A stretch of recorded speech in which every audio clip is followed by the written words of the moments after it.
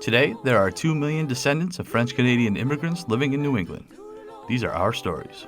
Welcome to the French-Canadian Legacy Podcast. Venez tous jeunes filles et garçons, je vais vous raconter l'histoire de notre immigration ici au USA, de grands aventuriers, de pays étrangers. This is the French-Canadian Legacy Podcast. I am Jesse Martineau. So a few weeks ago, we had the chance to talk about the life and work of Jack Kerouac with Steve Edington. And of course, you can't talk about Kerouac without at least a mention of the city of Lowell, Massachusetts. This week, we actually have the privilege to get to put more focus specifically on the Franco-American story in Lowell. Joining us this week is Suzanne Beebe, a Franco-American born and raised in Lowell, a member of the Lowell Celebrates Kerouac crew, and the secretary of the Lowell Franco-American Day Committee, which I'm looking forward to speaking about. She has also been published in Le Forum, which is obviously a publication put out by the University of Maine that we have spoken about quite a bit on this podcast. Suzanne, welcome to the French-Canadian Legacy Podcast. Yo, happy to be here.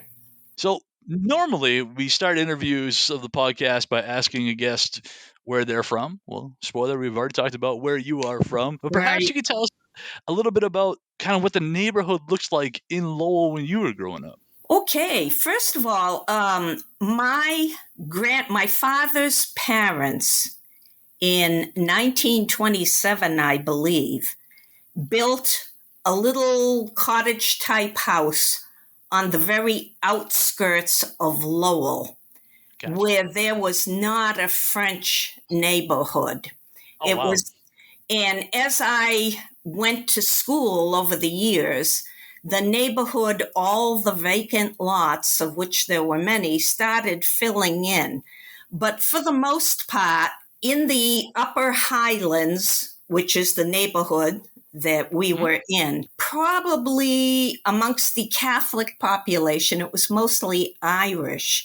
So gotcha. I went to what was considered, quote, an Irish parish and attended the elementary school attached to the parish, and most of the children were of Irish descent. So my upbringing was not typical. Now, the other neighborhoods in Lowell, particularly Little Canada, Centerville, and Pawtucketville, were heavily, heavily French. But they were filled with a lot of little cottage bungalow houses. So probably in that respect, there was a similarity. But that feeling of being in the middle of a French neighborhood was not there for me. My sense of being French came from visits to my grandmother's every Sunday or twice a month, hearing her and the aunts and uncles speaking French. My parents never spoke French at home. They could understand it if it was being spoken. So in that respect, my childhood was somewhat bifurcated. There was the French side and there was the, quote, kind of Irish side. And then the street on which we lived was sprinkled with a number of, there was like an old Yankee couple, an older Jewish couple. There was a Norwegian, people with gotcha. Scandinavian background. Sure. There were actually several older English type families. Then there was my French family and the family across the street that was French. So it was kind of like a true mixture of different nationalities on one street. Sure. No, that's interesting. And I didn't know that. But so I thought it's cool that you went to an Irish parish in an Irish school. Was there not the conflict, I guess? Because we always hear in Manchester that there's always a lot of conflict between the French and the Irish. And I know a lot of the Franco-Americans were not leaving the house on St. Patrick's Day, for instance. They're not celebrating any of that. So that went way, way back. That may have been truer in Centerville and Pawtucketville. I'm not really sure. I could talk to people. I've heard from a man who grew up right in the neighborhood of the Visions of Gerard novel. And he was talking once about the kids going to St. Louis de France school, of which he was one, and how sometimes there would be fights with the kids in the public school, many of whom, would either have been English or Irish American. So they always trod very carefully as they went by the public school. But because our neighborhood was like more in the fringes of the city, more residential in a kind of suburbanizing way, there was not as much of that. But interestingly, like some of the French kids clearly felt that they were regarded as second-class citizens. So maybe their families were having different experiences in the neighborhood they were coming from. It's all very interesting. And actually, like one or two nuns occasionally would express, you just get little hints of us being regarded as not quite like the in nationality where we were. Yeah. So, like it's just very odd, but I can't say that my experiences were negative in terms of the Irish-French thing. I got you. Well, one thing you didn't mention was the Visions of Gerard neighborhood, which is something you've written about. So if you could maybe explain what is Visions of Gerard, just kind of as a refresh, and then tell us what that neighborhood looks like now. Well, first of all, Visions of Gerard is a very, very short novel in a thinly fictionalized account of the Kerouac family experience, in which Jack's 9-year-old brother, in the last year of his life, at 9 years old, was essentially dying as the year went on. Jack would have been 4 years old. They were living on a little street called Beaulieu Street, which is right beside Beauvais, where St. Louis de France School, St. Louis de France Church, and St. Louis de France Rectory were all situated on one side of that little street. The streets are exactly the same length, and there is a little bend where there would have been the public school at the bend there. It's a neighborhood of the kind of small cottage-type homes that my own grandfather had built way out in a different neighborhood, although many of these have a second floor. And they're all pretty densely packed. I think there are some larger, I don't know if they're 3-deckers. I'm trying to visualize, but there are some larger, more apartment style. But, the little cottages predominate. And that was a factor of the neighborhood growing as a result of the French in Little Canada and other central parts of Lowell moving across the river as they had the money, and either building the little homes themselves or renting them from people who were building them. But it's a very densely packed neighborhood, except for the parcel of land on which the whole St. Louis de France complex was built. So it would have been a mixture. There was still some farmland, which you can read about, I think, in Visions of Gerard and certainly in Dr. Sachs, because Centerville had been carved out of Dracut and annexed by the city of Lowell so that the inner city population could expand that way. So it's that kind of a neighborhood, and particularly because of that neighborhood was built by French developers, because you notice Beaulieu and Beauvais, those were the names of the two men who started building the little homes there. And one of them also donated the land for the church to grow. So that particular neighborhood was probably totally French. And you get a real sense of what life in the neighborhood was like as you read Visions of Gerard. So it's a great novel. For me, it was my starter novel for Kerouac. I was interested because I was French Canadian on both sides. And, that was my starting point with Kerouac. Whereas for many people, the starting point is On the Road or Dama Bums, or, like that branch of his writing. Sure. I will confess to On the Road being how I picked up Kerouac for sure. Yeah. Okay, I would like to talk a little bit more about the Visions of Gerard neighborhood, if we could, because I know growing up in Manchester, a lot of times my grandfather would say even that in the neighborhood, there was really no need at all to ever speak English. Because in addition, you had you mentioned there was like the church and the school in that neighborhood, but they also had like the banks and the markets and all that this kind of stuff in French too. Was that the same kind of thing in that Visions of Gerard neighborhood? I suspect it probably was, although it wasn't as solidly French beyond that specific little neighborhood.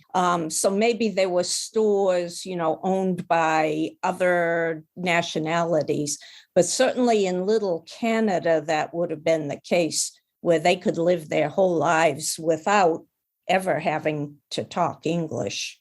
For sure. And I definitely want to get to that Little Canada discussion. Absolutely. But just real quick, how much is if we're going to go today, how much of that Visions of Gerard neighborhood is still there? If Kerouac would have come back, this afternoon, how much would he recognize of that neighborhood? I think he would recognize most of it. My perception is that none of the housing that was built in that specific small neighborhood has been knocked down. There has been more built around it and beyond the neighborhood, but I think it's still pretty much what he would have seen as a kid. And of course, his family moved over to Pawtucketville about the time he would have been in the 5th or 6th grade, perhaps.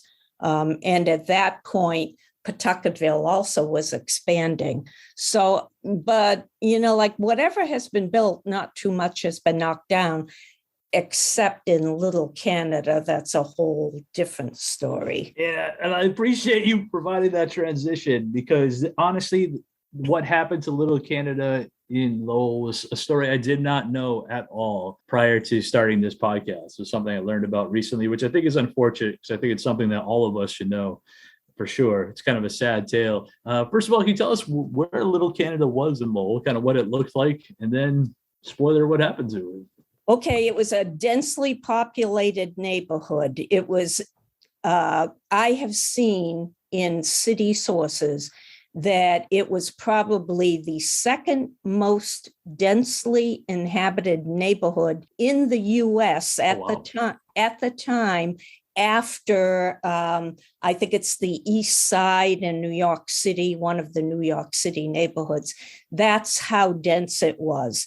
I know people, elderly people, of course, who grew up in Little Canada in the huge 3-deckers that would have had 6 full family units. There would have been a door for the units on one side, a door for the units on the other side. And of course, the families were huge. Right. So there could have been 50 to 60 kids in under one six apartment unit. Sure. So you figure if there were all those families with 7, 10, 12, 16 children, you had a high population density. It probably wasn't that dense at the point where urban renewal set in the 1960s, early 70s. Those 3-decker tenements were getting knocked down left and right. There are pictures in archives, I think perhaps UMass Lowell archives, of the neighborhood as the housing was being demolished. And essentially, there are some pictures which look like the aftermath of a World War II bombing. You can see smoke rising, you can see the rubble. I mean, it was just really an awful process. It was in the heyday of urban renewal, very similar to what happened in the West End in Boston, where the whole neighborhood and people who were deeply invested in the lives of those neighborhoods still feel the loss now. You know, like in the West End in Boston, there is even an association where people go back and, they have reunions, and many of them are still in touch with each other. So Little Canada, the demolition of Little Canada was very much like that.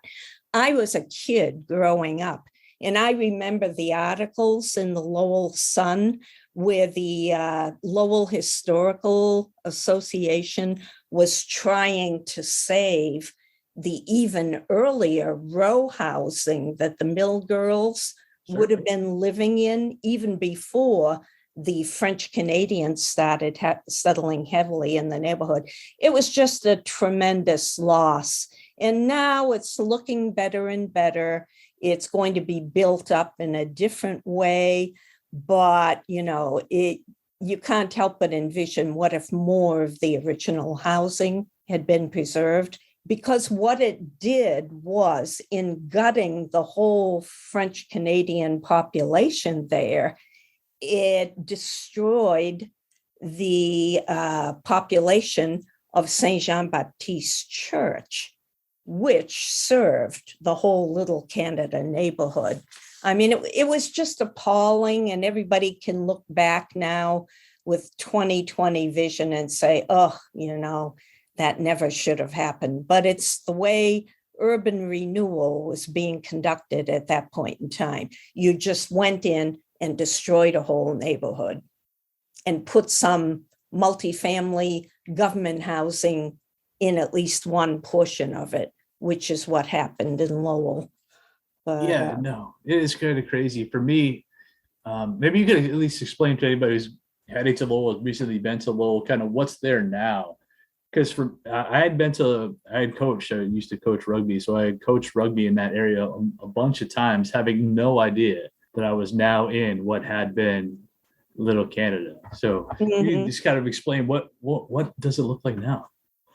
There have been a lot of vacant parcels. There has been the government housing closer to the canal, which has been there for a long time now. People are settled in. It's been remodeled on the surface a number of times. So it's decent looking housing, but not as dense.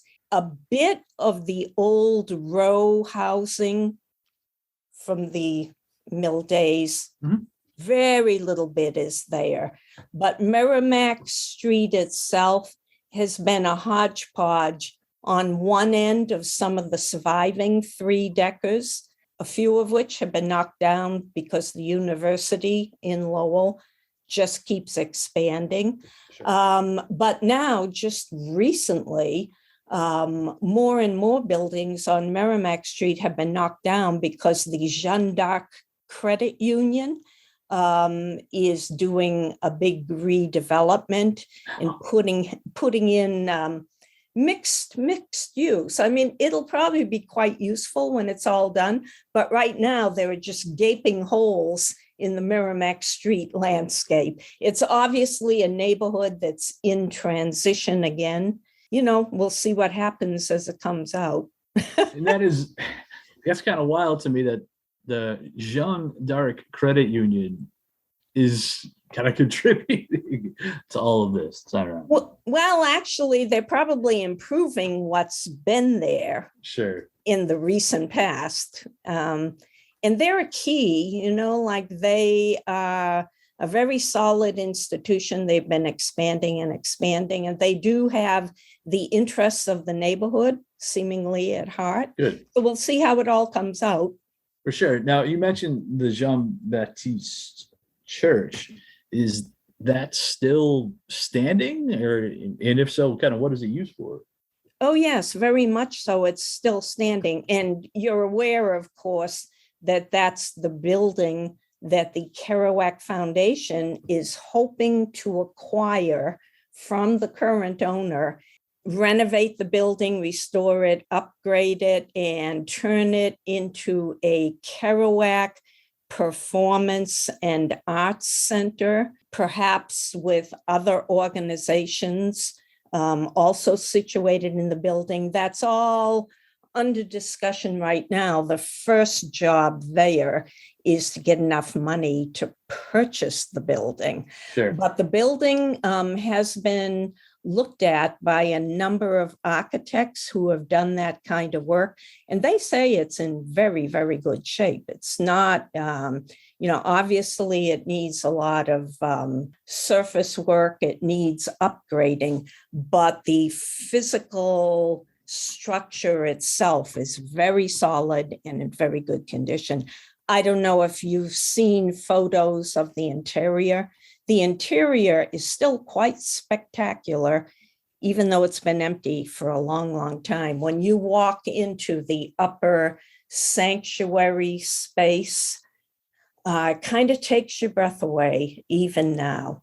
And I could send you links later on, where you could do like a virtual tour that actually the current owner had done when he acquired the building back in the early 2000s.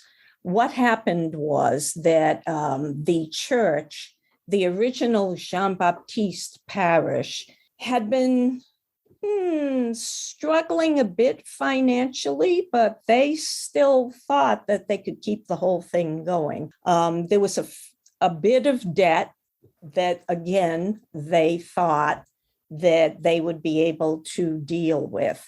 But in the meantime, the numbers, because of what had happened in Little Canada, the numbers kept going down in terms of the original French parishioners. Sure. So the archdiocese closed it as a parish in, I think it was 1997, and later gave it over to a Hispanic parish, which was looking for a home, and they were delighted to have it, and they were trying to keep it going. But in 2004, the Archdiocese of Boston was having tremendous problems with supplying priests to parishes and throughout the archdiocese, et cetera.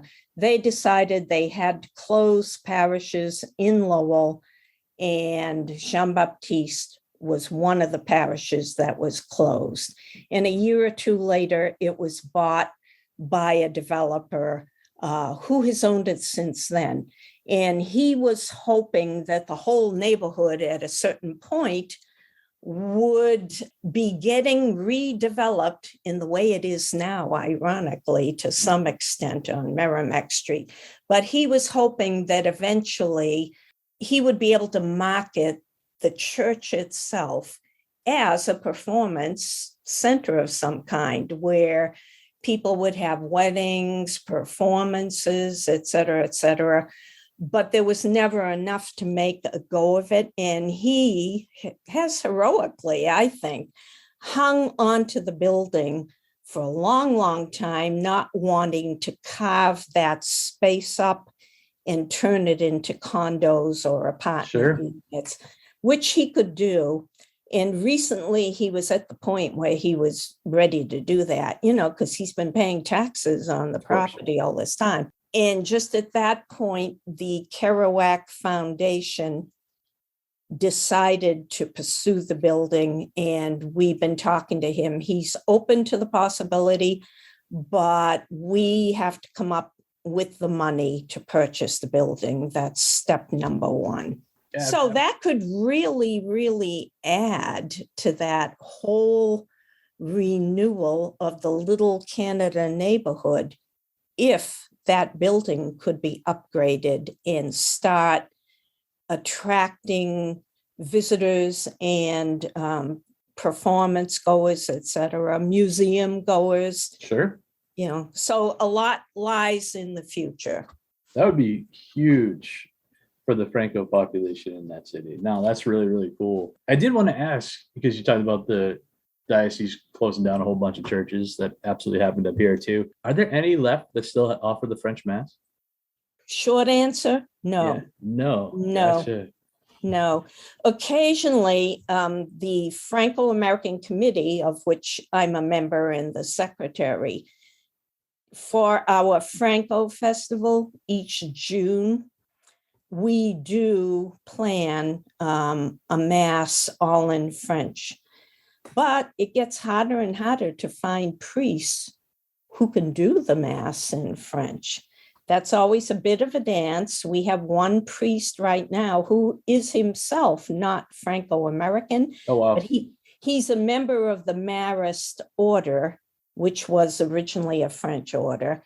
And he has studied in France, and his French is quite beautiful to listen to. I bet. So he's the guy that we have right now to do our Masses. But in terms of a regularly scheduled Mass in French, that has not been the case for probably since the 1990s. Oh, wow. Very early 2000s. Gotcha. Yeah, we have one left here in Manchester. Saint Antoine, right? You got it. Absolutely. Sunday mornings. Yeah, Father Dion. I'm sure he'd come down and say a Mass for you guys in French. Well, actually, I contacted him once. But cool. I think he has his hands full with his own. He probably does. Yes, right. He gave me a very polite, can't do it. But I appreciated the fact that he responded. He was very nice to do that. It is interesting to see how the history of a lot of these towns have evolved, because I think the reason that Mass continues here in Manchester is because the African population that came into town looking for a French Mass. It just so happened to be, St. Antoine still offered one. So that's how it was allowed to keep going. That's great. That's great. Yeah. It is kind of fun too, because that was the home parish of the guy who's now the Cardinal of Quebec, who grew up in Manchester. Yeah. Very Cardinal good. Lacroix. But yeah, no, so super interesting. Before we get to I want to talk about more like the Franco-American Committee down in Lowell and what you guys are up to today. I did want to touch on one more thing first. You wrote about a character that I did not know about, a gentleman that I did not know about in the Le Forum, Father Andre Garen. And just reading your description, he was an enormous deal to your area. Can you just explain who he was and kind of the impact? Because obviously it was huge. You really can't understand the growth of the Franco-American community in Lowell without being aware of Father Garen, because his fingerprints are all over the place. Sure. I mean, the man was absolutely amazing, and by all accounts, genuinely very saintly. He was just loved by everybody. Sure. So the story is that up until the Civil War, the mills in Lowell, the workers of the mills in Lowell were to a great extent New England Yankee farm girls who were recruited from all over New England to come earn money for getting married, whatever, help their families out in the rural areas of New England. That was the main bulk of the labor force. But as the mills grew, the mill owners were needing more workers. And then the American Civil War occurred. After the Civil War, all of a sudden, industry exploded, particularly the textile industry. And the mill workers in Lowell and elsewhere really, really needed a lot of workers fast. There were Irish Americans, of course, but the mill owners began to send recruiters up to Quebec and other areas of French-speaking Canada, and heavily advertised that, you could earn a good living for your family in Lowell. So the trickle of French Canadian immigrants from Quebec began. and it quickly began turning into a flood. So in 1868, the Archbishop of Boston at the time, Archbishop Williams, got in contact with the superior of the Oblates of Mary Immaculate in Canada and asked if he could send some priest to come down and start saying Mass for the Francos in Lowell. And he did that. And the first two priests were Father Garen and his companion, whose name escapes me at the moment. But Father Garen preached a retreat with his companion at St. Patrick's Church in Lowell, which was the mother church of the Irish Americans there. Sure. And it was a great success, and the French people wanted him to stay, and he did. In short order, he raised enough money from the French Canadians who were there in Lowell, and it was a fairly small population. It might have just been in the Lowell low, maybe 2,000 or 3,000 at that point, if that much. And he promptly bought an unused Unitarian church that is on a little street right across from the original Lowell High School. And he converted it for Catholic use. And the French people in Lowell had a place to go to for Mass. And from there, he also started going out to surrounding parishes and to actually Irish neighborhoods in Lowell. And he was directly responsible for getting the Immaculate Conception Church on East Merrimack, which was an Irish church. He got that built. He started a little parish for Irish mill workers in Billerica, St. Andrew's Parish. At a certain point, he saw that as Little Canada was becoming more and more densely populated, he decided that he needed to build a church there, and that became Jean Baptiste.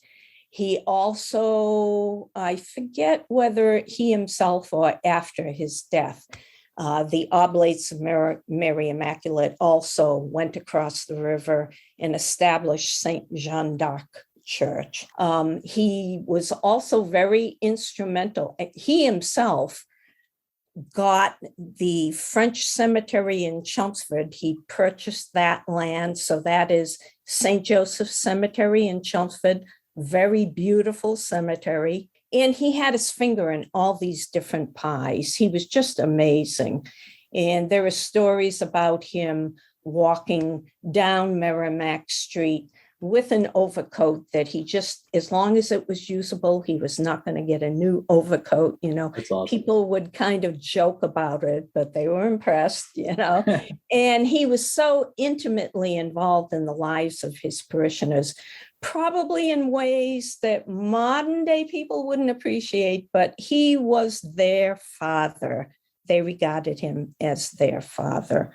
And he died in 1895, I believe.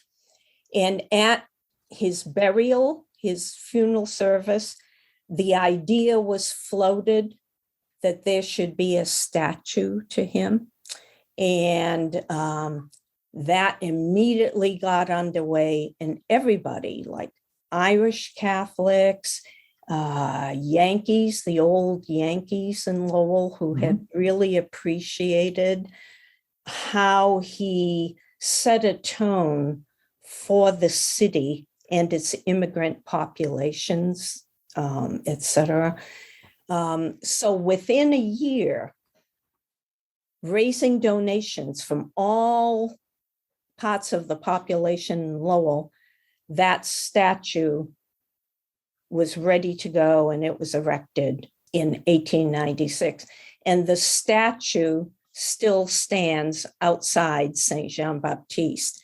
And because Saint Jean Baptiste was made a part of the Lowell Historical District, unless something were to change, his statue is going to have to stand outside that church.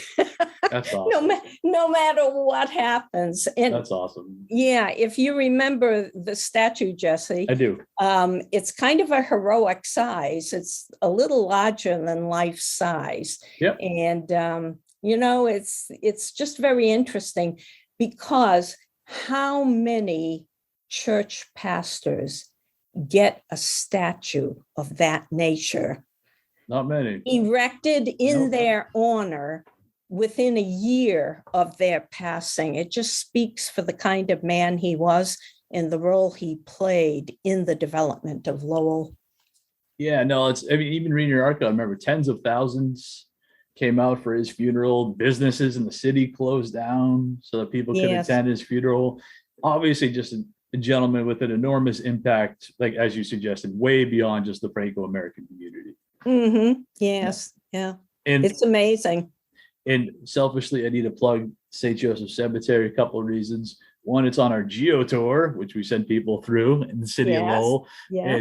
And obviously, very selfishly, I actually have a set of great grandparents who are buried Oh, in that. wow. So I have been through that cemetery, and as you mentioned, it is absolutely beautiful. It really is. It's like a smaller version of the famous, what they call garden cemeteries, like Mount Audubon, or what is it? The very famous one in Boston. And there's one in Cincinnati, which is very much like it, where it's just a lovely landscaped place, and people do just go to take walks and just beautiful landscaping. Yeah, Yeah. very cool. Now, I did want, before we ended this conversation for sure, I want to talk about what's going on in the Lowell community, the Franco-Lowell community today. So obviously, I did the introduction. We talked and introduced the Franco-American Day Committee in Lowell. But maybe you could tell us about that committee, what that committee does, and even bigger picture, what does the Franco scene look like in Lowell today? I would say that the Franco scene in Lowell probably has a big question mark hanging over its head because all the older folks who grew up in the French neighborhoods, who grew up in families where French was being spoken, who might have attended the French Catholic schools, that population is passing off the scene. Many of them are in their at the youngest, their 60s probably. And obviously, their children are much more assimilated, have not gone to the French schools, probably did not hear French being spoken at home. So that whole sense of being Franco-American is fading amongst the younger group. And unless there are more people like you, Jesse, to fill their places, we honestly don't know where it's going. But those of us who are on the committee are pretty well committed to doing what we can for as long as we can.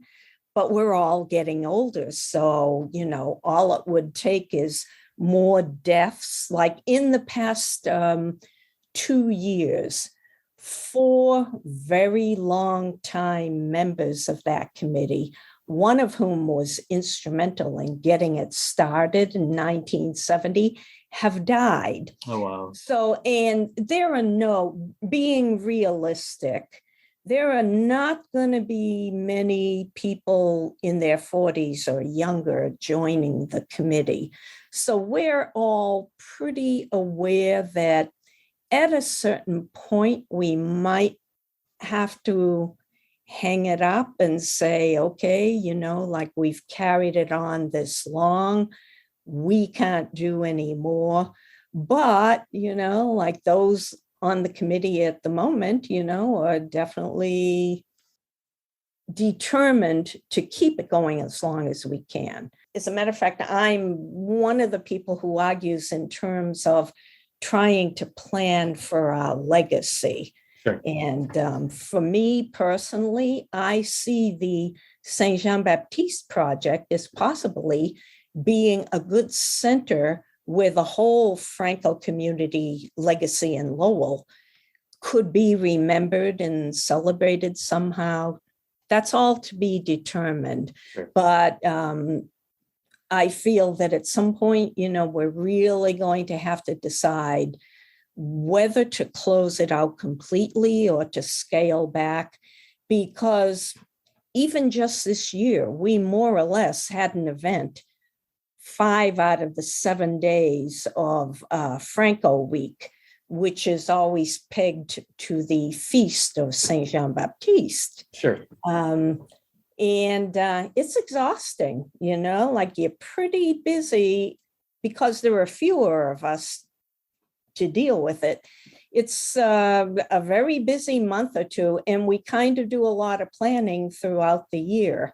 So, we're going to be looking at that, deciding every year we say we're going to scale back, and then somehow we manage to fill, Sure. like 5 days. Of course, COVID kind of put us out of commission for 2 years. Sure. All we had last year was the French Mass and the flag raising, and that was it. But this year we returned to our pre-COVID behavior and kind of filled the whole week and got quite good attendance. The big deal this year was that we were celebrating, we were calling it the 50th anniversary because it would have been the 50th anniversary in 2020 of the committee getting started and having this Franco Festival Week.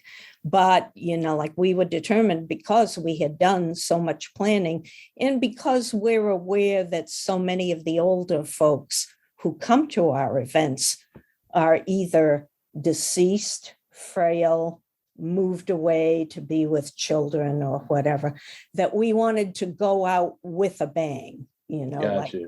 Yeah, so we had our 50th anniversary, and we actually got about 150 people to come to that. So it was quite successful in this day and age. Yes, yeah. We filled a very large function room at a local restaurant, and Marie-Josée Duquette was there. Awesome. Representing the Quebec delegation. And one member of our committee is a former city councilor from Lowell, and his dad was a former city councilor and mayor. And Nice. he's 93 years old now, and he can still lead everybody in singing "O Canada," which he did at the anniversary dinner. His name is Armand LeMay. His son is Curtis LeMay. And, they are excellent representatives, like of what remains of the Franco Committee. So, to answer your question, to go back to the original thing. Yeah. TBD, to be determined. But for now, we're still very much there, and we'll be starting to plan for next year's events in September. So I'm just curious, what do you have that week?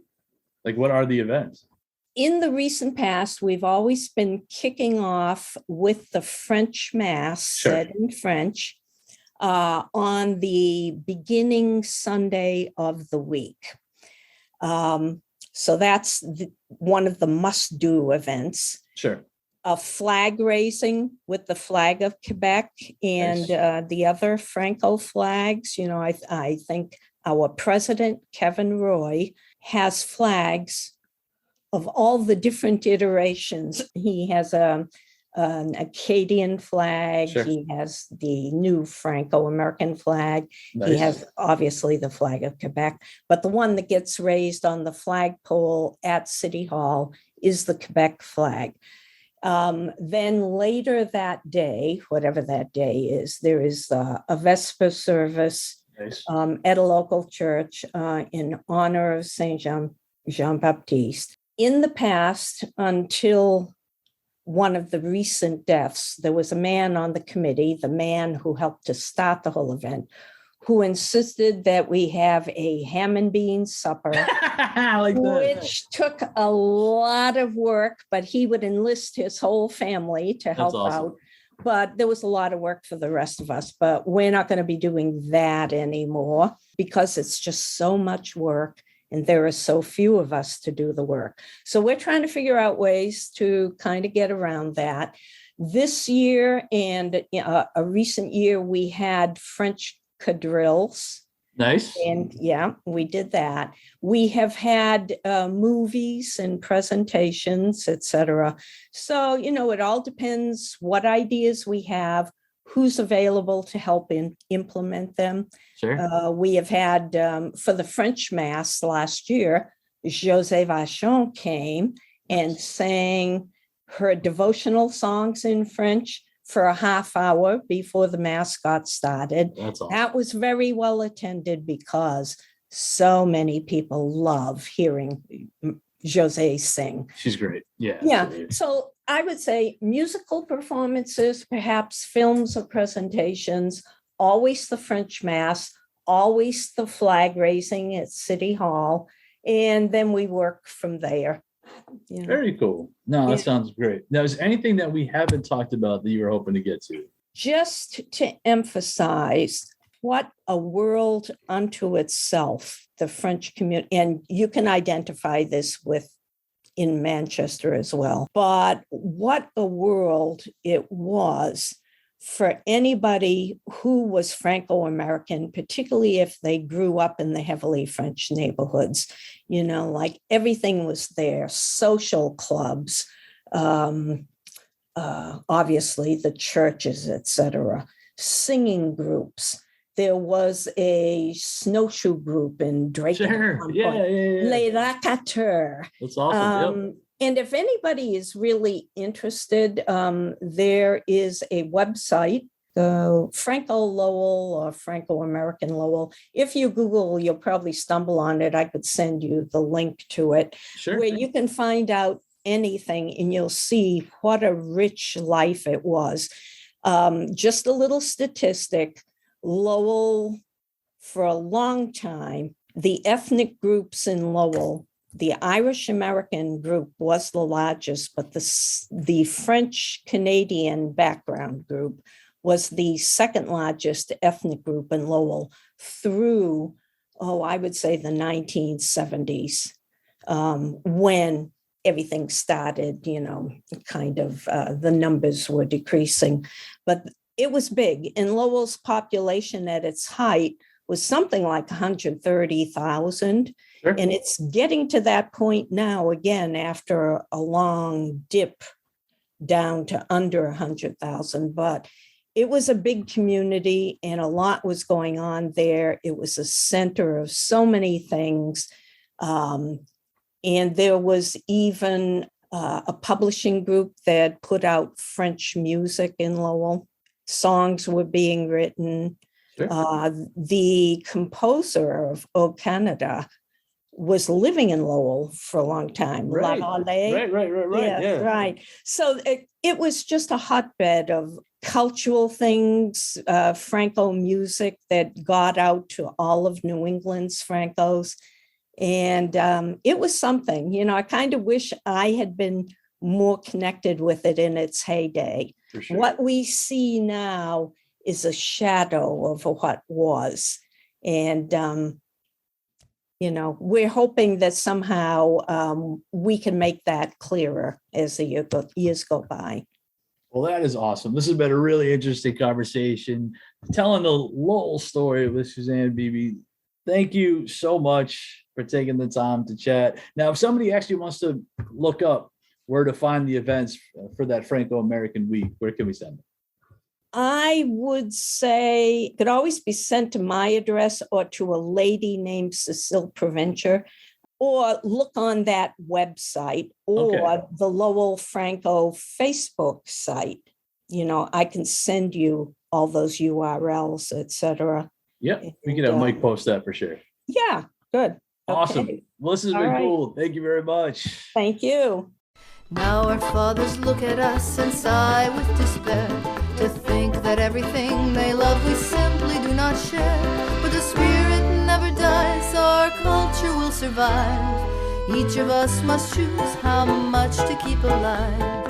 Each of us must choose how much to keep alive. Special thanks to Josie Vachon for providing the music. You can find more about her at josievachon.com. This podcast was produced and edited by Mike Campbell. If you have any questions or comments, please email us at fclpodcast@gmail.com. You can also follow us on Facebook, Twitter, and Instagram at FCL Podcast for more information about the topics discussed. If you enjoyed the show, please subscribe and leave us a review on iTunes or wherever you listen to this episode.